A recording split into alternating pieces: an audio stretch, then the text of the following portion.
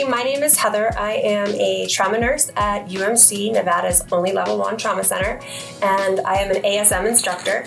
We're going to go over a trauma pack, what you should have on your bike in case of an emergency while you're out riding. So, in this one, there is a bunch of different gauzes in case you have somebody with an abrasion or a laceration and you need to cover it and stop the bleeding. It also comes with a triangular bandage in case you needed to sling somebody's arm. You could also use this for a wrap to stop the bleeding. This has a lot of different uses and it's really good to keep with you. You have a Curlex. So this could go around or you could use it around somebody, again for wounds. There's some extra tape in here. This silver rescue blanket keeps heat in and it helps your patient or your friend or family member from going into shock.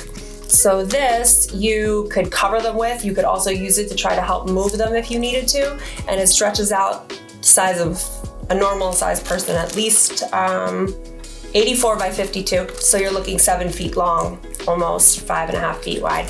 So this works out great and it'll keep the heat in and it'll keep the cold out. Then there's an ice pack in here and then a burn gel to put on in case the patient has really bad road rash or needs something to help with the burning pain. In here, you also have scissors.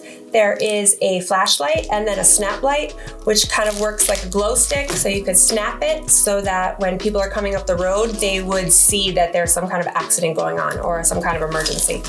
You also have gloves, hand sanitizer. There is a pen and a piece of paper in here. So you could keep track of your information or the patient's information, depending on what you wanted to use it for.